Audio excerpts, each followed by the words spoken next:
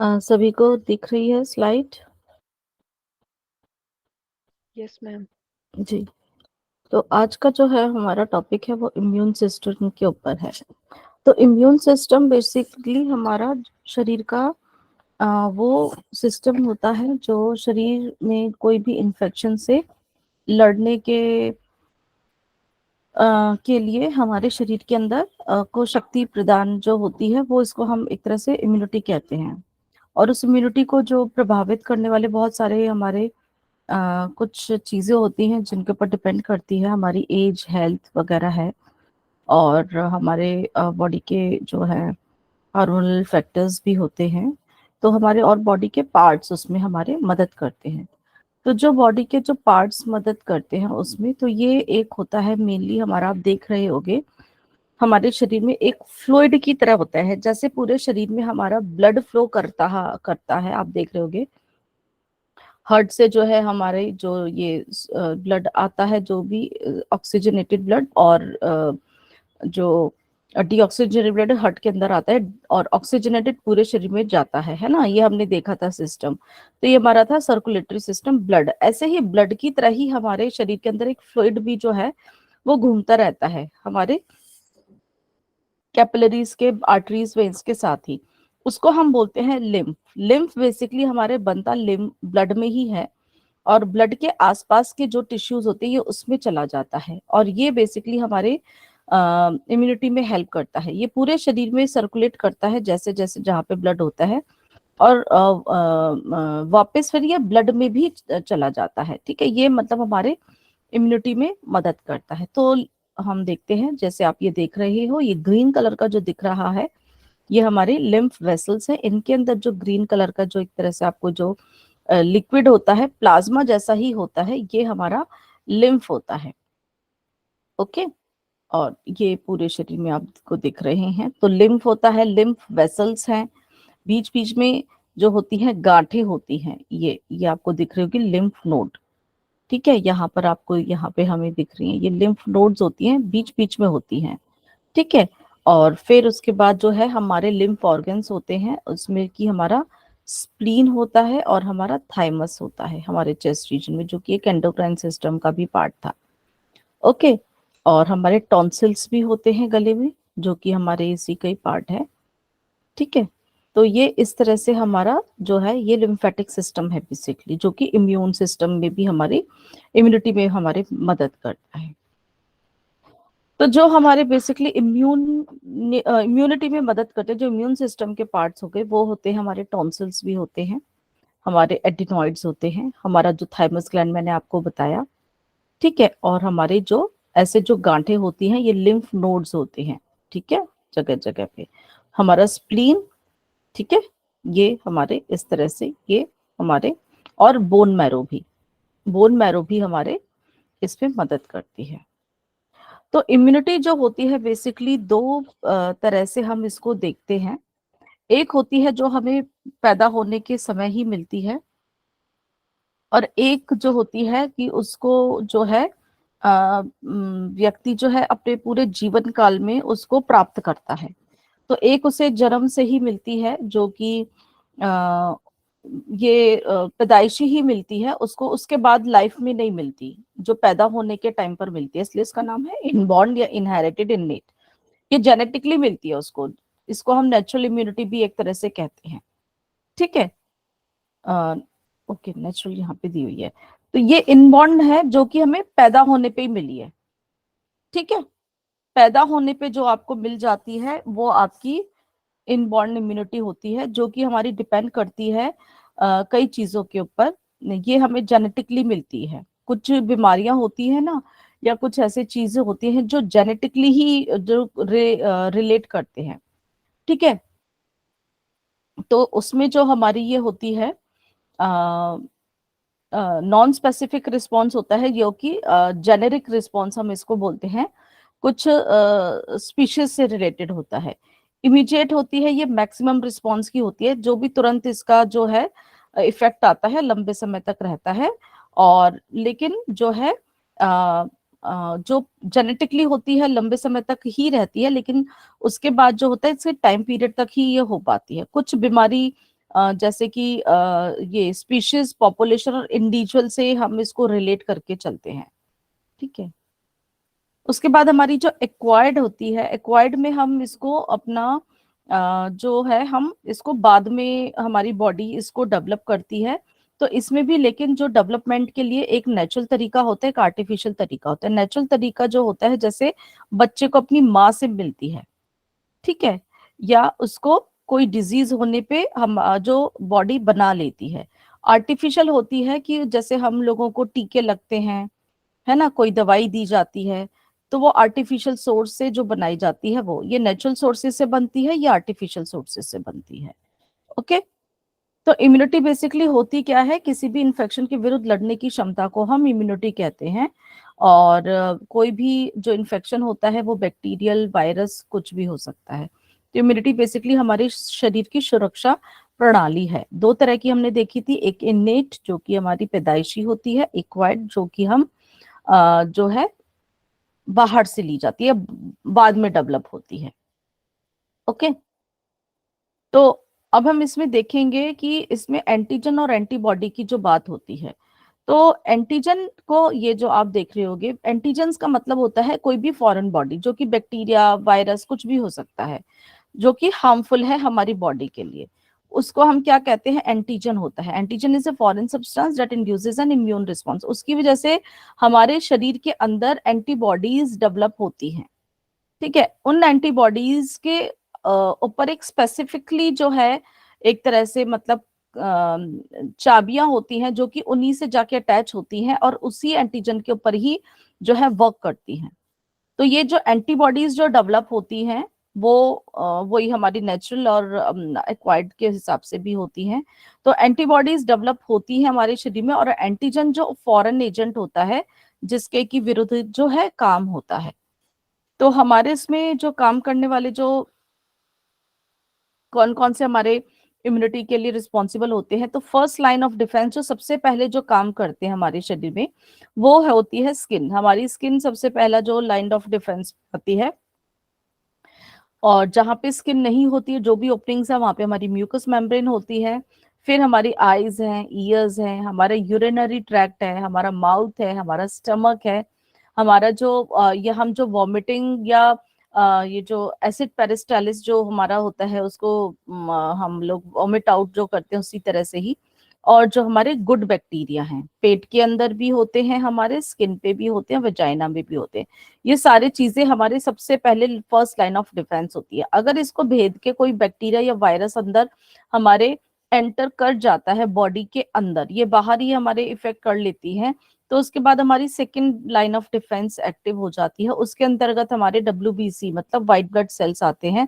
उसमें हमने पढ़ा था जो हमारे व्हाइट ब्लड सेल्स थे वो इम्यूनिटी में ही हेल्प करते थे, न्यूट्रोफिल से, मोनोसाइट से, ठीक है, बेसोफिल, इजिडोफिल, है ना, न्यूट्रोफिल्स, ये सारे हमारे उसी में ही आते हैं। फिर इन्फ्लामेशन होती है।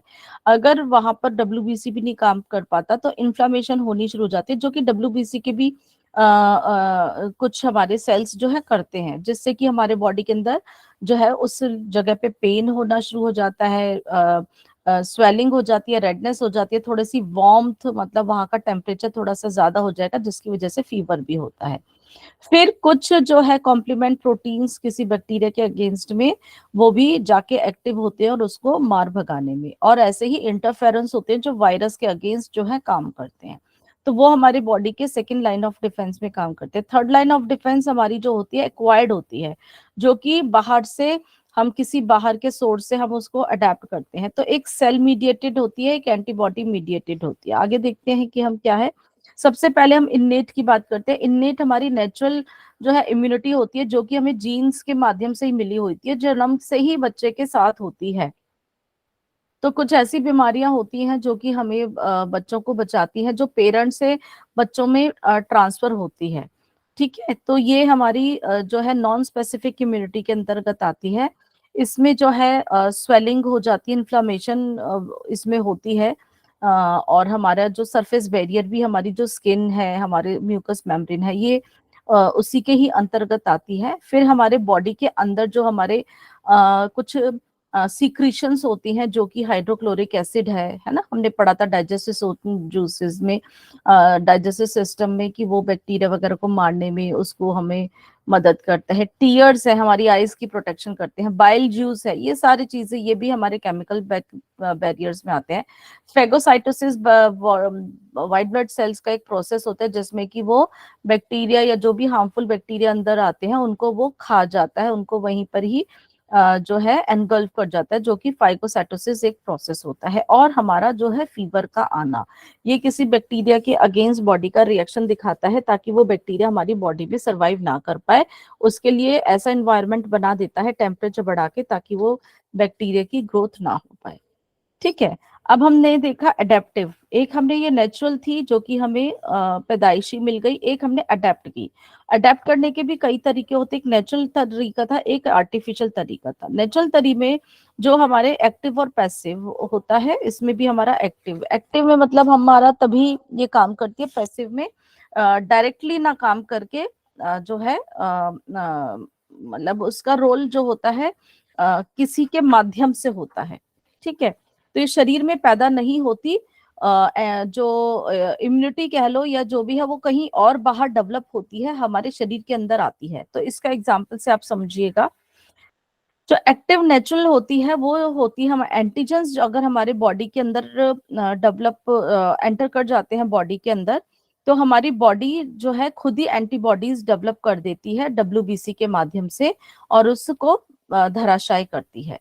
पैसिव में होता है कि वो जो एंटीबॉडीज जो होती हैं किसी दूसरे से हमारी बॉडी के अंदर पास होती हैं। नेचुरली तरीका जो है वो ऐसा होता है कि जो मदर का जो मिल्क जब बच्चा पीता है, तो मदर मिल्क में हमारी कुछ ऐसी एंटीबॉडीज होती हैं, जो बच्चा पीता है तो उन काफी खतरनाक बीमारियों से वो लड़ पाता है। और दूसरा प्लेसेंटा के भी माध्यम से, जब बच्चा जो है माँ के गर्भ में होता है, प्लेसेंटा भी उसकी यहाँ पर उसको एंटीबॉडीज डेवलप करता है ताकि वो कोई इन्फेक्शन से फाइट कर सके। तो ये दोनों एग्जाम्पल थे। आर्टिफिशियल का जो होता है उसमें जो एक्टिव होते हैं वो हमारे जैसे बॉडी के अंदर जो है वैक्सीन जो हमें लगाई जाती है।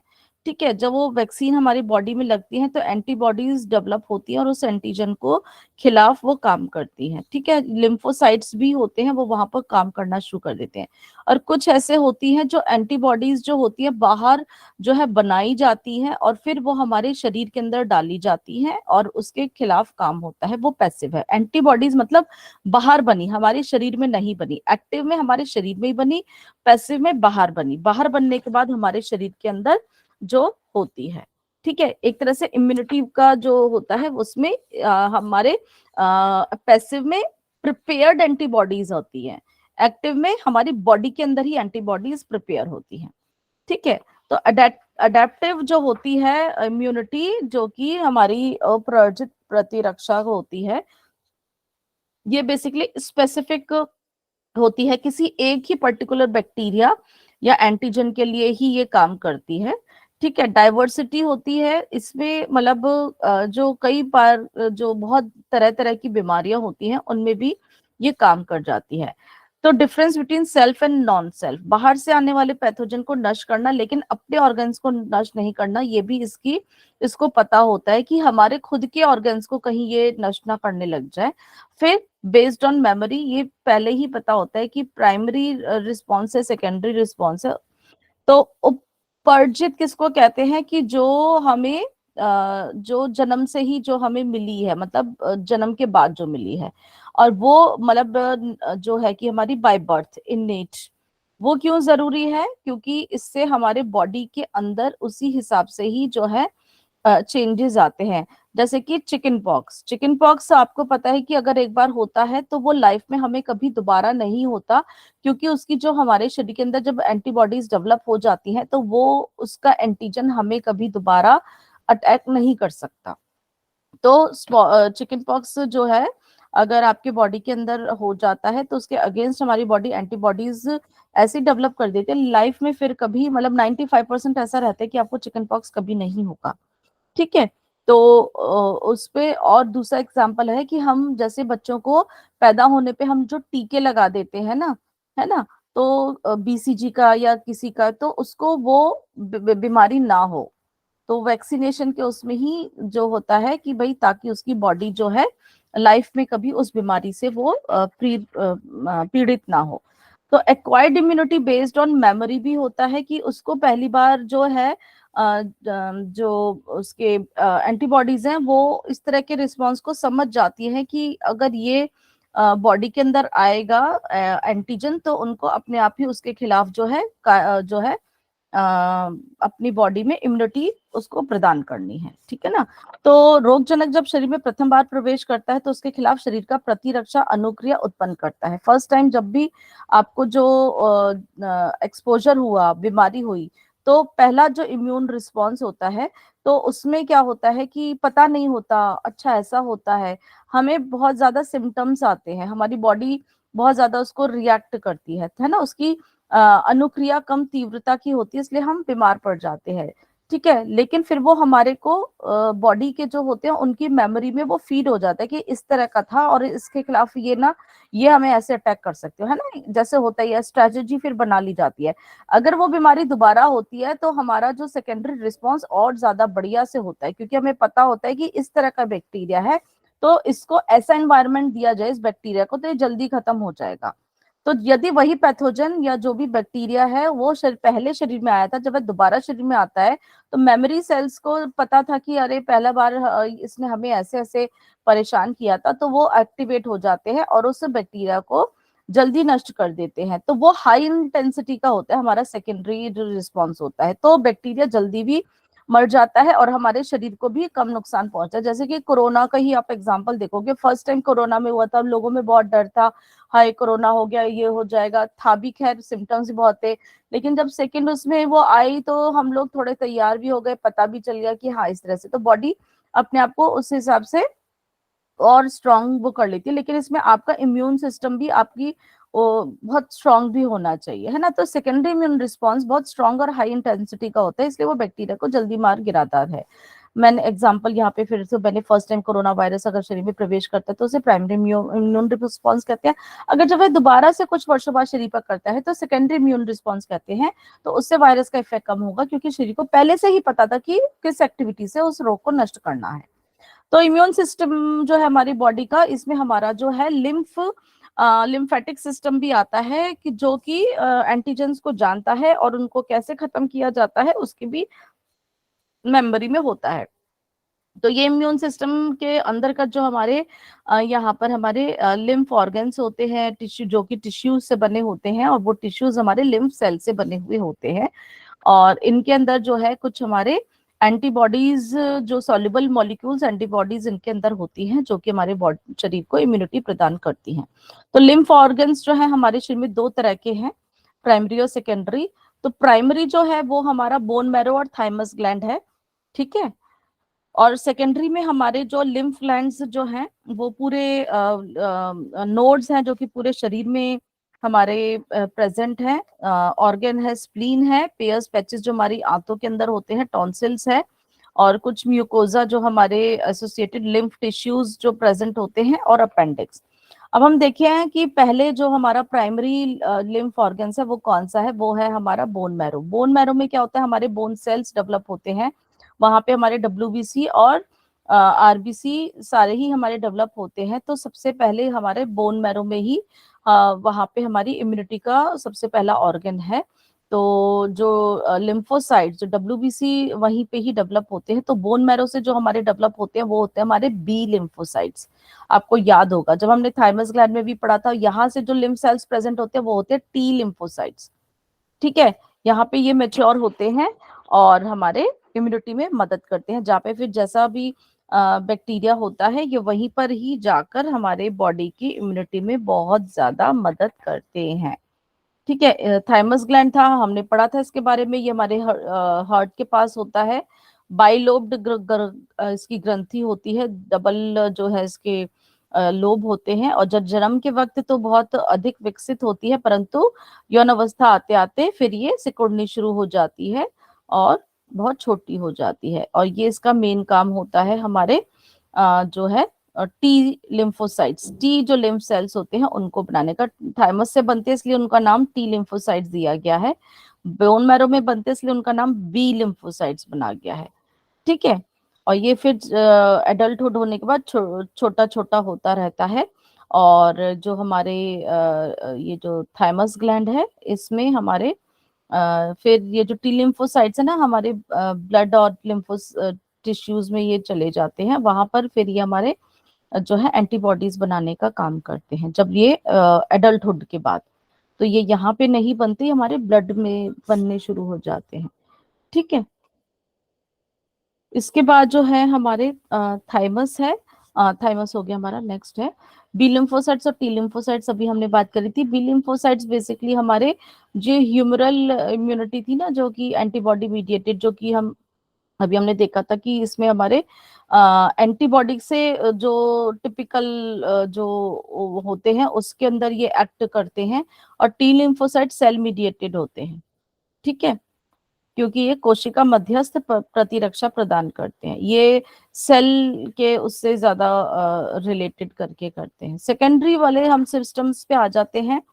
हमारे जो सेकेंडरी ऑर्गन्स हैं वो हमारे प्राइमरी लिम्फ ऑर्गन से जो हमारे जो लिम्फ सेल्स होते हैं वो निकलकर हमारे सेकेंडरी ऑर्गन्स में पहुंचते हैं। ठीक है। ब्लड या हमारे लिम्फ के द्वारा ही पहुंचते हैं।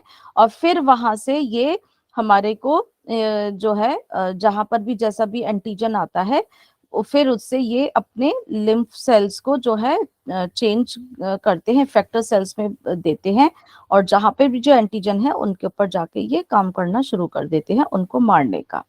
ठीक है। तो सेकेंडरी लिम्फ ग्लैंड्स हमारे कौन से आते हैं? लिम्फ नोड्स हैं, स्प्लीन है, पेयर पैचेस हैं, टॉन्सिल्स है, माल्ट है और अपेंडिक्स है। लिम्फ नोड्स जो है हमारे शरीर के अंदर ये छोटे छोटे बीन शेप के, ये दिख रहे होंगे ना, ओवल या बीन शेप के होते हैं, ग्रुप में पाए जाते हैं यूजुअली। ये ग्रुप्स में पाए जाते हैं और इनका साइज अलग अलग जगह पे अलग अलग भी होता है। ये एक जो ऑलपिन के हेड जितने आपने देखा, छोटे से लेके एक बादाम जितने भी बड़े हो सकते हैं। तो छोटे इनके साइज थोड़ा सा इतना वेरी करता है। तो लिम्फ नोड्स जो होते हैं ये बेसिकली हमारे कुछ फाइब्रस टिश्यू से बने होते हैं और इनके सारे हमारे बहुत सारे लिम्फ सेल्स होते हैं।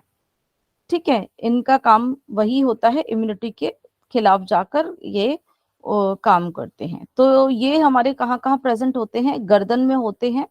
तो गर्दन के हमारे इनको सर्वाइकल लिम्फ नोड्स बोला जाता है, हमारे हेड में और हमारी नेक में प्रेजेंट होते हैं। ठीक है। उसके बाद हमारे जो होते हैं एक्सिलरी में भी यहाँ पर हैं, बगल में हमारे होते हैं, यहाँ पे हमारे ब्रेस्ट और अपर लिम्ब का यहाँ का कोई इन्फेक्शन होता है तो यहाँ पे ये जब भी इन्फेक्शन होता है ना, फूल जाते हैं, मोटे हो जाते हैं, क्योंकि लिम्फ सोल्स वहां पे ज्यादा अपना प्रोडक्शन शुरू कर देते हैं, लिम्फ सेल ज्यादा बनना शुरू हो जाते हैं उस इन्फेक्शन से बढ़ने के लिए। फिर हमारे ग्रॉइन्स में होते हैं यहाँ पर ये इनग्वाइनल एरिया, ये हमारे lower limb, pelvic area, abdominal area है ना। जब कुछ पेट का या इसका रोग होता है तो ये फूल भी जाते हैं। तो ये जो लिम्फ यहाँ पर जो ये जब बनाते हैं, लिम्फ सेल्स होते हैं, लिम्फ का प्रोडक्शन करते हैं जिससे कि हमारे माइक्रो ऑर्गेनिजम्स जो होते हैं वो जो उनको मार देता है। और जो नहीं मरते हैं उन पे ये जो है अपने एक्शन करना शुरू कर देते हैं दूसरे टी जो हमारे लिम्फोसाइट्स हैं, बी लिम्फोसाइट्स है, ये उनको एक्टिव करना शुरू कर देते हैं फिर कि ताकि वो और मात्रा में आके उनको मारना शुरू कर दे। स्प्लीन, स्प्लीन हमारा सबसे जो एक इम्पॉर्टेंट ऑर्गन है, एक सबसे लार्जेस्ट लिम्फ ऑर्गन है, हमारे पेट में होता है। आप देख रहे होगे स्टमक के पीछे की तरफ, है ना, पर्पलिश कलर का होता है। इसका साइज थोड़ा बहुत चेंज होता है हर इंडिविजुअल में, लगभग लगभग 200 ग्राम के तकरीबन होता है ये। ठीक है। और ये ओवल शेप का आप देख, जैसे कि थोड़ा सा ओवल शेप का है। और इसके अंदर जो होते हैं लिम्फोसाइट्स और मैक्रोफेजेस भी होते हैं। और इसमें जो है इसका दो पार्ट्स में हम इसको समझते हैं, जहाँ पे एक हमारे बहुत सारी ब्लड वेसल्स होती हैं और एक में हमारे लिम्फ जो है टिश्यूज होते हैं। ठीक है। ये बेसिकली जो हमारे ब्लड के अंदर जो भी माइक्रो ऑर्गेनिजम्स आते हैं वो यहीं पर ही आके उनको जो है एक तरह से फिल्टर भी करता है। और उसके बाद जो हमारे जितने भी WBC वगैरह का यहाँ पर इनका काम होता है, पुराने और जितने भी हमारे बेकार जो RBCs होते हैं वो इसी के अंदर आते हैं और वो टूटते हैं, इसलिए इसको हम ग्रेव यार्ड भी बोलते हैं, मृत आरबीसी का कब्रिस्तान भी कहते हैं। तो यहाँ पे बहुत सारे आरबीसी आके टूटते रहते हैं, तो एक तरह से यहाँ पे ये जो है इसके अंदर ब्लड भी बहुत होता है, तो इसको ब्लड बैंक भी कहते हैं। ठीक है। और जब भी आरबीसी यहाँ पे टूटता है तो उसके टूटने की वजह से यहाँ पर आयरन भी बहुत ज्यादा होता है और बिलियरुबिन भी बहुत ज्यादा होता है। ठीक है।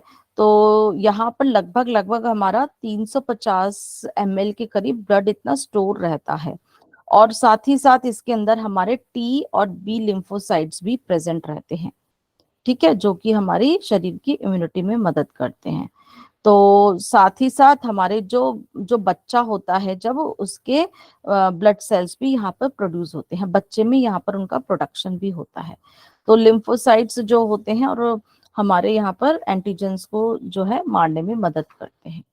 आगे चलते हैं। पेयर्स पैचेस जो होते हैं ये हमारे आंतों के अंदर होते हैं, ये भी हमारे इम्यूनिटी में मदद करते हैं। हमारी ये देखो स्मॉल इंटेस्टीन है ना, ये छोटी हमने देखा था, वहां पे विलाई थे, माइक्रो विलाई थे जब हमने अंदर का जो पढ़ा था। तो ये जो हमारे जो स्मॉल इंटेस्टीन है, इसकी वॉल के अंदर जैसे हमारे गले में टॉन्सिल्स होते हैं, ऐसे ही ये जो है स्ट्रक्चर मिलते हैं, इनको हम पेयर्स पैचेस कहते हैं। ये हमारी आंतों के अंदर कोई भी अगर बैक्टीरिया या इस तरह से जो भी इन्फेक्शन होता है, ये उसको मारने में मदद करते हैं। ठीक है। यूजुअली ये इलियम के अंदर प्रेजेंट रहते हैं, डब्ल्यूबीसी इनके अंदर प्रेजेंट रहते हैं, और पैथोजेंस को मतलब जो भी बैक्टीरिया को ये मारने में मदद करते हैं। टॉन्सिल्स होते हैं हमारे मुंह के अंदर, ये देख रहे होगे यहाँ पर आपको दिख रहा है। नाक के पीछे की तरफ जो होते हैं वो एडिनॉइड्स होते हैं, नाक के पिछले की तरफ। ठीक है। और जो गले में होते हैं वो हमारे होते हैं टॉन्सिल्स। अगर आप मुंह अच्छे से खोलोगे, जीभ को बाहर निकाल के बोलोगे आ, जैसे इस पिक्चर में, तो ये दिखाई देते हैं। और उस दिन जो पूछे थे ना, जो गले में जो लटकता होता है, ये देखो ये जो लटक रहा हो रहा है, ये यहीं पर ही होता है, वो नीचे की तरफ नहीं होता है। ठीक है। तो ये आप देख रहे हो लाइट कलर के, यहाँ पर हमारे ये दिख रहे हैं टॉन्सिल्स, 3 पेयर पे होते हैं हमारे। ठीक है। ये नॉर्मल हमारा होता है, जब हमारे ज्यादा इन्फेक्शन होता है गले में या मुंह में, तो टॉन्सिल्स बढ़ जाते हैं, ताकि हमारे जो भी बैक्टीरिया है उसको मार भगाए। तो उस समय इन्फेक्शन के समय ये जो टॉन्सिल्स बढ़ जाते हैं, सूज जाते हैं, पेन होता है जब हमारे मुंह में, और कई बारी इन्हीं को काट दिया जाता है। आपने देखा होगा कई बारी जो जिन बच्चों के टॉन्सिल्स की प्रॉब्लम, क्योंकि ज्यादा खांसी जुकाम गला खराब रहता है, उनके टॉन्सिल्स बढ़े हुए रहते हैं, और डॉक्टर्स कहते हैं कि आप ऑपरेशन करा लीजिए। पर ये एक हमारी स्वाभाविक इम्यूनिटी है, तो उसको, उस इन्फेक्शन को रूल करने का तरीका जो है कि आप उनके खान पान की आदतों को, और वैसे हम अपने दिनचर्या को सुधारें, और जो भी है दवाई उपयुक्त लें। इनको मेरे हिसाब से एक्चुअली काट देने का कोई समाधान नहीं है। प्रॉपर आपको जो है उसका जो है अपने डाइट से और अपने खान पान से और अपने बाकी जो है तरीकों से उसे ठीक करें, क्योंकि ये हमारी नेचुरल इम्यूनिटी का ही कॉन्सेप्ट है बेसिकली टॉन्सिल्स। ठीक है। अब है हमारा माल्ट, जो है म्यूकोजा एसोसिएट लिम्फोइड होते हैं। ये हमारी एक तरह से म्यूकोजल मेम्ब्रेन है, जो हमारी पूरी बॉडी के अंदर सिचुएटेड है, जैसे कि हमारी नाक के अंदर होता है, हमारा मुंह के अंदर होता है ना। हमारा ट्रैकिए में कोई भी यहाँ पे धूल मिट्टी जाएगी, उसको वहीं पे चिपका लेगा और अंदर तक हमारे ऑर्गन्स को खराब नहीं होने देगा। हमारी स्किन में भी है ऐसे ही, हमारी पेट की लाइनिंग भी ऐसे ही है कि मान लो कोई वहां से खुदा ना खासा कोई बैक्टीरिया खाने के साथ भी आ गया, तो भी उसकी रोकथाम करता है। और यहाँ पे हमारे पेट में हमारा हाइड्रोक्लोरिक एसिड भी होता है, जो कि हमारे पेट को ही खुद नुकसान ना पहुंचाए। तो हमारी गैस्ट्रिक म्यूकोजा उसको करती है। आंतों में भी म्यूकोजा इसी तरह से ही अभी हमने देखा कि पेयर्स पैचेस होते हैं, और हमारा वेजाइनल ट्रैक्ट का भी। तो ये म्यूकोजा जो लाइनिंग होती है, जो कि स्पेशली लिम्फोइड से एसोसिएटेड होती है, हमारे बॉडी का इम्यूनिटी का काम करती है। अब हम देखेंगे एक्वायर्ड जो इम्यूनिटी की थी। एक्वायर्ड इम्यूनिटी हमने देखा था कि 2 तरीके से बन रही थी। एक एक्टिव होती है, जिसमें कि एंटीबॉडीज हमारे शरीर के अंदर ही बनते हैं, और पैसिव में बाहर से जो है अंदर आते हैं, और फिर पैसिव बाहर बनते हैं, फिर हमारे शरीर के अंदर आते हैं। ठीक है ना। तो एक्टिव में हम देखेंगे, एक्टिव में हमारे पैथोजेंस जो है बाहर से आता है, उसके खिलाफ एंटीबॉडीज बनती हैं हमारे शरीर के अंदर। ये थोड़ी स्लो होती है, और पैसिव जो होती है, रेडीमेड एंटीबॉडीज हमारे शरीर के अंदर डाल दिए जाते हैं। तो ये एक्टिव है, ये पैसिव है। एक्टिव में नेचुरल जो भी इंफेक्शन है, ठीक है, हमारे शरीर की ये खुद की क्षमता होती है, जो मेरे शरीर के खुद के WBC सेल्स हैं, ये सब है, जो भी हमारे पूरा सिस्टम है वो काम करता है, और ये तुरंत काम करता है। और आर्टिफिशियल में ये तुरंत जो वैक्सीन हम डाल देते हैं उसके खिलाफ ये काम करती है, ठीक है। पैसिव में जो एंटीबॉडीज बाहर बनी थी और हमारे शरीर में डाल दी गई, तो बाहर बनी थी, माँ के मिल्क में बनी थी, बच्चे को मिल गई, ये नेचुरल तरीका है, ये नेचुरल तरीका है। आर्टिफिशियल में जो बाहर बनाई गई और फिर वो हमें वैक्सीन के माध्यम से या सीरम के माध्यम से जो हमारे शरीर के अंदर डाल दी गई, ठीक है। ये इसके अंदर जो होता है हमारी मोनोक्लोनल, मतलब हमारी सीरम वगैरह के माध्यम से डाली जाती है, तो रेडीमेड हो जाती है हमारी। एंटीजन के संपर्क के आने के बाद ही आएगी, एक्टिव होती है। एसएच नहीं प्रोड्यूस होगी, अगर कोई एंटीजन आता है तो ही हमारे बॉडी के अंदर डेवलप होती है। When the body is expose to some antigen which may be in form of living और डेड माइक्रोब और एनी अदर प्रोटीन, जब भी कोई अटैक होगा ये अपने आप ही डेवलप हो जाती है। और ये हमारी जो होती है इम्यूनिटी, एक्टिव इम्यूनिटी किस प्रकार विकसित होती है? Immunity develop due to the vaccination और इम्यूनाइजेशन, मतलब आपने अगर उसको ये डाला है उससे भी एक्टिव हो जाती है। बच्चे को जरूरी नहीं है कि हम डाल देते हैं, वो हमारे शरीर के अंदर एंटीबॉडीज डेवलप कर देती है ताकि उसको कोई भी इस तरह की खतरनाक बीमारी ना हो। तो दोनों का पर्पस इस तरह से है। ये वाली जो आर्टिफिशियल इम्यूनिटी है, ये बीमारी होने के बाद कभी ऐसा होता है हमारी बहुत ज्यादा स्लो होती है, तब ये काम करती है। बाहर ये है एंटीबॉडीज बनाई जाती है। पैसिव, निष्क्रिय।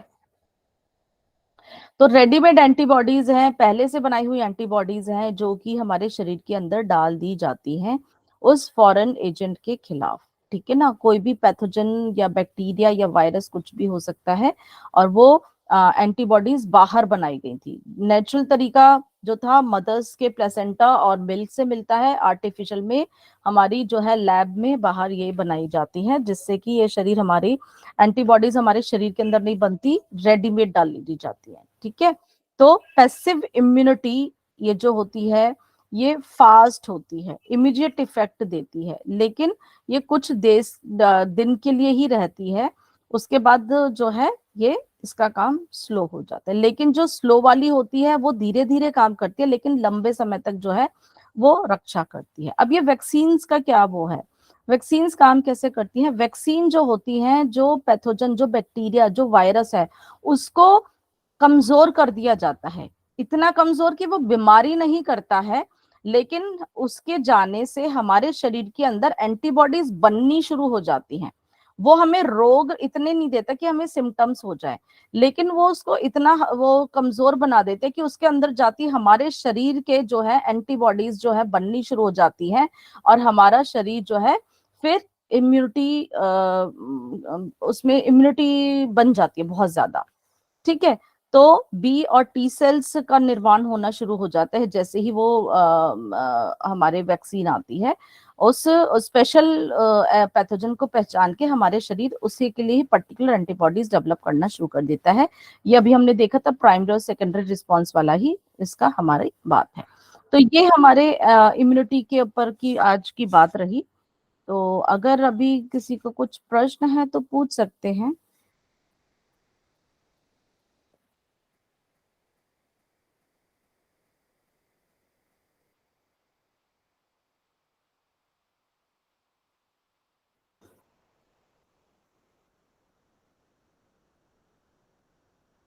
कोई कुछ मैम कहना एक चाहते हैं? क्वेश्चन था मेरा। जो आपने